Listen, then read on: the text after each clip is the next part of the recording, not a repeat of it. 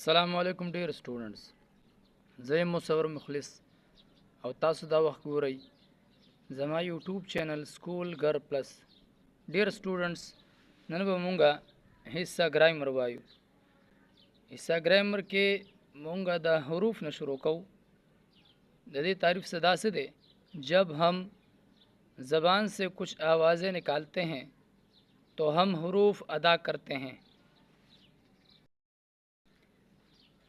کله چې مونږه د ژبې نه څه اوازونه وباسو نو دا مونږه حروف ادا کوو، مثلا آ، ب، تا وغیرہ. لفظ دو یا دو سے زیادہ حروف مل کر لفظ بناتے ہیں. حروف خو مونږ وویل چې د ژبې نه مونږه اوازونه وباسو نو دا حروف دي.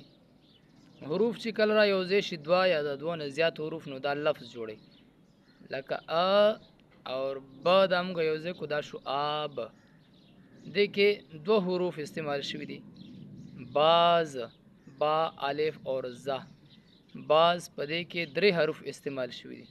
دلته موږ وویل دو یا دو سے زیادہ حروف. لفظ کی دو قسمیں ہیں. بیا د لفظ موږ سره دوه قسمونه دي، با معنی لفظ اور بے معنی لفظ. چې هغه لفظ چې معنی وي او هغه لفظونه چې معنی نه وي. با معنی لفظ کلمہ اور بے معنی لفظ محمل کہلاتا ہے. دیتا محمل هم وی، محمل ورته هم وی. چې کومه با معنی یعنی معنی وي هغه لفظونو ته وی کلمہ، او چې د کوم معنی نه وي هغه ته محمل وی. کلمہ څه ته وی؟ وہ با معنی لفظ جس کے معنی سمجھ میں آ جائیں. هغه لفظ چې د هغې معنی په سمجھ کې راځي هغه ته وی کلمہ. لکه پانی لاؤ. محمل څه ته وی؟ محمل کے اپنے معنی نہیں ہوتے، ندی خپل سمانہ نوی لیکن بات پوری کرنے میں مدد دیتا ہے. خو خبر پورا کولو کې دا مدد ورکي. مثلا پانی وانی. پانی کلمه شو، وانی چې کوم دی دا محمل شو. دا وانی سمانه نشته خو د خبر پورا کولو کې مدد ورکي. چائے شای. چائے کلمه دی او شای چې کوم دی ور سره محمل دی وغیرہ.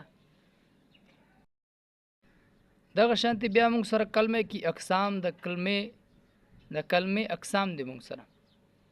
هغه درې دي، اسم، فعل اور حرف. اسم څه ته وایي؟ اسم کسی شخص، جگہ یا چیز کے نام کو اسم کہتے ہیں. د یو کس، د ځای یا د سیز نامه اسم وي. مثلا اسد، پشاور، چاکو وغیرہ. اسم کی اقسام. اسم کی اقسام ډیر دي خو موږ ته نه دلته راخیستري درې. اسم کی اقسام بلحاظ معنی، اسم کی اقسام بلحاظ بناوٹ، اسم کی اقسام بلحاظ جنس. دا اوس یو وضاحت سره وایو. لومبنی د اسم کی اقسام بلحاظ معنی نو هغه موږ سره دوه دي، اسم معرفه اور اسم نکره. معرفه د معروف نه وته، مشهور نه وته ده. د نامې نه هم معلومیږي چې دا یو خاص کس، یو مشهور کس، یو مشهور ځای یا یو مشهور چیز یادی. کسی خاص شخص، چیز یا جگہ کے نام کو اسم معرفہ کہتے ہیں. د یو خاص کس، د یو خاص ځای، د یو خاص چیز نوم ته وایي اسم معرفہ. مثلا علامه اقبال. ډاکټر علامه اقبال چې کوم دی دا یو خاص کس دی. پېښور، پېښور یو خاص ځای دی. اسم نکره کسی عام شخص. دلته مونږ ویلو کسی خاص شخص، دلته ویلو کسی عام. بس دلته دی اسم معرفه اور نکره ترمنځ صرف د دې فرق دی چې دلته لیکل کېږي خاص اور دلته لیکل کېږي عام. کسی عام شخص، چیز یا جگہ کے نام کو اسم نکره کہتے ہیں. دلته مونږ لیکلو اسم معرفه کہتے ہیں چې خاص وي. او دلته چې عام مونږ ویل ده نو په تعریف کې دلته لیکو اسم نکره کہتے ہیں. مثلا لڑکا، الک، پتہ نشته دا کم الک دی. شهر، خار یادی، کم خار دی. نوی لیکچر سره به انشاءالله بیا حاضرېږو. مصور مخلص له اجازت ورکوي. د الله په امان.